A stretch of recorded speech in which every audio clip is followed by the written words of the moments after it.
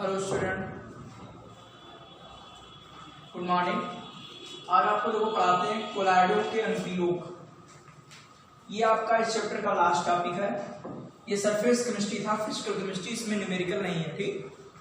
और इसके बाद जो वीडियो मिलेंगे तो आपका नया चैप्टर स्टार्ट हो जाएगा, नई यूनिट।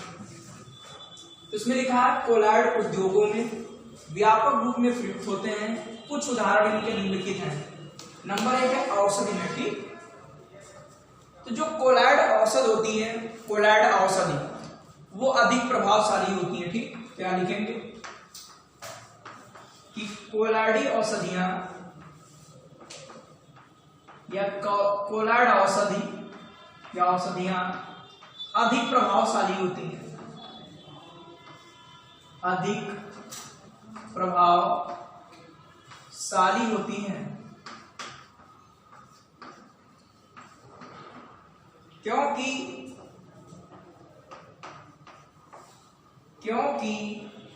बड़े पृष्ठीय क्षेत्रफल,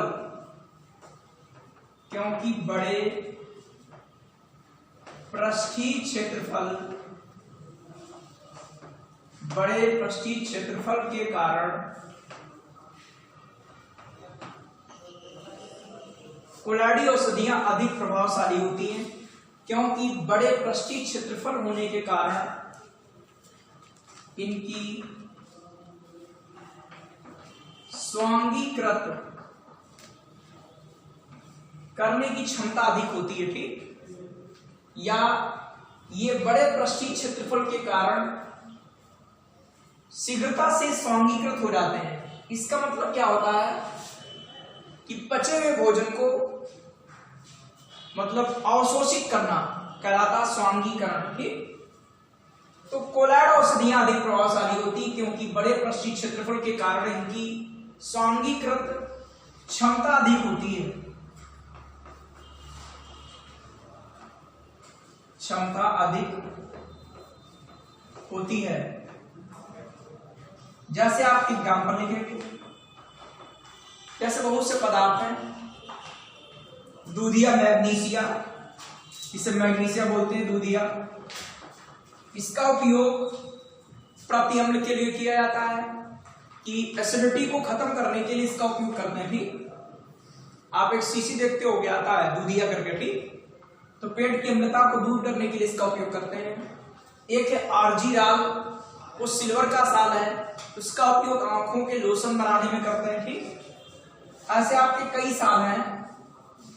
तो अधिकांश औषधियां कोलाइडी अवस्था में ही होती हैं, ठीक। तो इसीलिए लिखा है कि कोलाइड औषधियां अधिक प्रभावशाली होती हैं क्योंकि इनके बड़ी पृष्ठीय क्षेत्र के कारण इनकी स्वांगीकृत करने की क्षमता अधिक होती थी, या इनकी स्वांगीकृत क्षमता अधिक होती है, इसीलिए, ठीक है। तो इसके उदाहरण लिख लेंगे कि आंख का लोशन आर्जीराल, एक और भी होता है पोटार दाल, आर्जीराल भी पोटार दाल भी है, ठीक। आंख का लोशन आर्जीराल एक सिल्वर का साल है, ठीक, गोल्ड का साल है, सॉरी एजी का साल है, सिल्वर का। दूधिया मैग्नीशिया ये एक इमल्शन है, का उपयोग पेट की गड़बड़ी को दूर करने में किया जाता है, ठीक। और अगला है कोलाइडी एंटीमनी, इसका उपयोग काला जार के इलाज में किया जाता है, ठीक। तो ये कोलाइडों के अनुप्रयोग हैं, उसमें सबसे पहला है औषधि में, ठीक। तो ध्यान रखना आप लोग कि अधिकतर जो औषधियां होती है वो कोलाइडी अवस्था में अधिक प्रभावशाली होती है, ठीक। जो अधिकतर जो सिरप होती है वो भी सब कोलाइडी अवस्था में ही होती है, ठीक।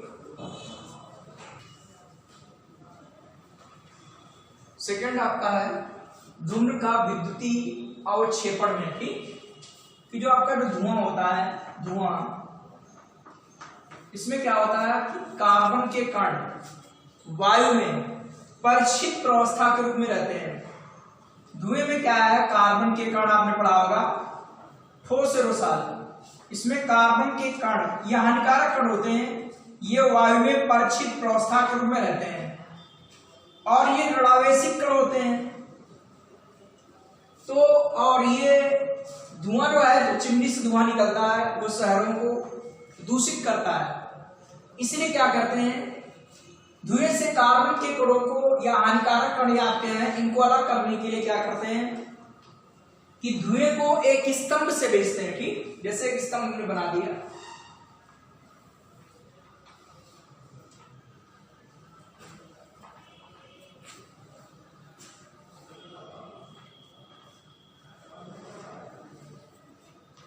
इसमें क्या होता है, धनावेशित धातु का गोला लगा होता है। ठीक, धनावेशित धातु का गोला लगा होता है ये,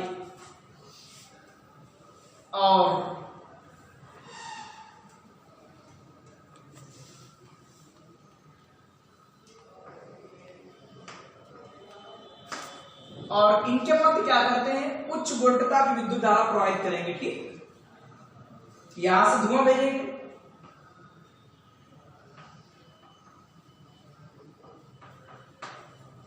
और ये धातु का गोला है,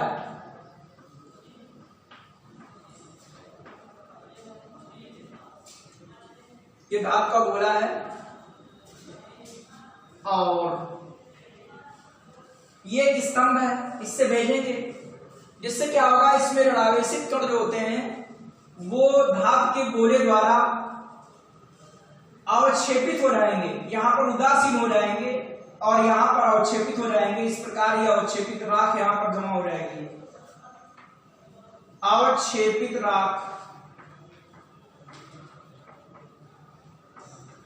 और यहां से सिर्फ गर्म गैसें बाहर निकलेंगी। ठीक,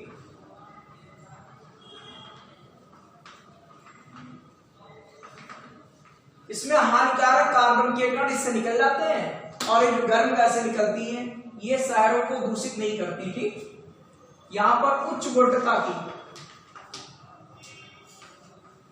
उच्च वोल्टता लगभग 30,000 वोल्ट,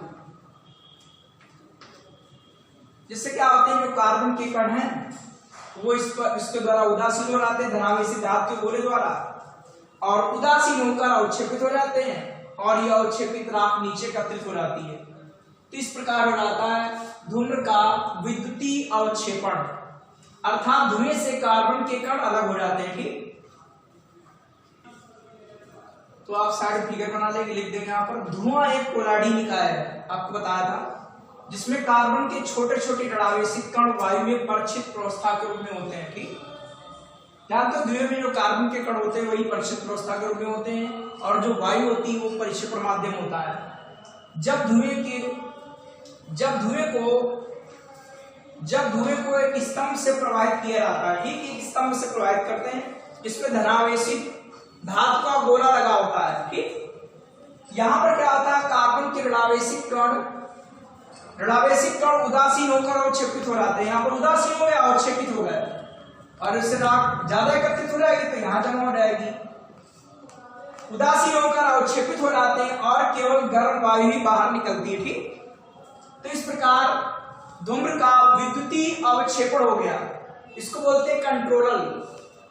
ठीक है, धातु का गोला, मतलब इसको कंट्रोल करता है धुएं को। ठीक, कि कार्बन के कण इससे ना निकले, नहीं तो प्रदूषण फैलता है। ठीक, तो ध्यान रखना, इसमें आपको पहले से मालूम है कि धुएं में जो कार्बन के कण होते हैं वो वायु में परिक्षित प्रावस्था के रूप में होते हैं और ये कार्बन के कण ऋणावेशित कण होते हैं, तो धनावेश द्वारा अर्थात धातु के गोले द्वारा क्या होंगे, वो उदासीन हो जाएंगे। और धनावेश उत्पन्न कैसे होगा, ये इलेक्ट्रिक के द्वारा, उच्च वोल्टता के द्वारा ऐसा होगा। ठीक, तो धनावेशित धातु के गोले के द्वारा क्या होगा कि जो कार्बन के ऋणावेशित कण है ये उदासीन होकर अवक्षेपित हो जाएंगे, जैसा स्कंदन में पढ़ा था आपने। ठीक, और अवक्षेपित हो जाएंगे और उससे फिर केवल गर्म वायु ही बाहर निकलेगी जो प्रदूषण नहीं फैलाएगी। ठीक, तीसरा प्रयोग है जल के शोधन में। तो जो हमारे प्राकृतिक स्रोत है उससे प्राप्त जल में क्या होता है कि जो अशुद्धियां होती हैं, अशुद्धियां कौन, जैसे बैक्टीरिया, मिट्टी के कण, या अशुद्धियां निलंबित अवस्था में होती हैं, निलंबन पढ़ा होगा, निलंबित अवस्था में होती है। इसमें क्या करते हैं, फिटकरी मिलाते हैं। फिटकरी मिलाने से क्या होता है कि जो हमारी अशुद्धियां हैं ये उदासीन होकर अवक्षेपित हो जाती हैं और नीचे बैठ जाती हैं और शुद्ध जल आपको मिल जाता है। ठीक, तो ऐसा क्या होता है, फिटकरी में उपस्थित होंगे Al पर 3 प्लस आयन। फिटकरी में बहुत से आयन है, चूंकि फिटकरी का सूत्र ही होता है K2SO4 डॉट K2SO4 का होल थ्राइस डॉट 24s2। ये फिटकरी का सूत्र है। इसमें Al पर 3 प्लस आयन भी होंगे और K पर 1 प्लस आयन भी होगा। लेकिन आपने हार्डी-सुले का नियम पढ़ा है कि किसी वैद्युत अपघट्ट की स्कंदन शक्ति स्कंदित करने वाले आयनों की संयोजकता पर निर्भर करती है। जिस वैद्युत अपघट्ट में स्कंदित करने वाले आयनों की संयोजकता जितनी अधिक होगी उसकी स्कंदन शक्ति उतनी अधिक होगी। तो यहाँ पर K पर 1 प्लस है, L पर 3 प्लस है, तो इसकी स्कंदन शक्ति ज्यादा है। तो क्या करेगा कि जो इसमें निलंबित कण है, अशुद्धियां, उन पर ऋणावेश होता है तो उनको स्कंदित कर देगा अर्थात अवक्षेपित कर देगा और यह अशुद्धियां तलीय बढ़ जाएंगी और शुद्ध जल आपको मिल जाएगा। ठीक, तो यहां पर लिखेंगे कि प्राकृतिक स्रोतों से प्राप्त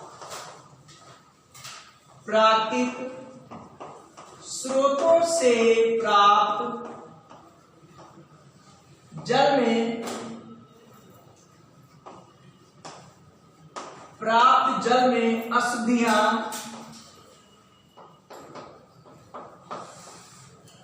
निलंबित होती है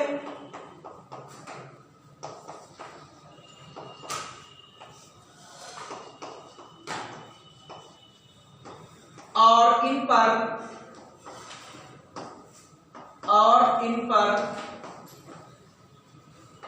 ऋणावेश होता है। ठीक,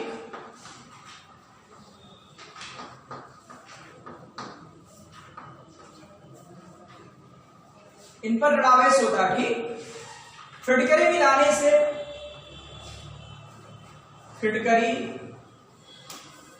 मिलाने से उत्पन्न कौन से आयन, आपके Al पर 3 प्लस आयन उत्पन्न बहुत से आयन होंगे। K प्लस आयन भी उत्पन्न होगा, Al पर 3 प्लस आयन भी होंगे, SO4 माइनस माइनस आयन होगा। चूंकि जानते हो विपरीत आवेशित आयन वाले उदासीन करेंगे तो K प्लस उदासीन करेगा, Al पर 3 प्लस आयन या तो। लेकिन हार्डी-सुले नियम के अनुसार Al पर 3 प्लस आयन की संयोजकता 3:1 है। ठीक, इसी कारण निलंबित होती है और इन पर ऋणावेश होता है। फिटकरी मिलाने से उत्पन्न Al पर 3 प्लस आयन इन ऋणावेशित कणों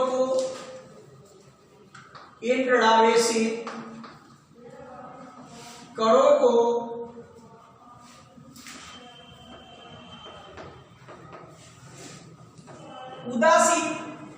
उदासीन करके अवक्षेपित कर देते हैं। उदासीन करके अवक्षेपित कर देते हैं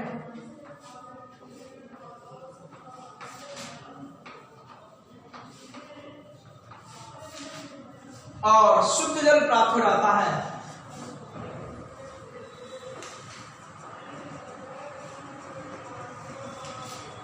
और वैसे कुछ है और ये शुद्धियां तली बैठ जाती हैं। बात एक ही चीज है। ठीक, और शुद्ध जल प्राप्त हो जाता है।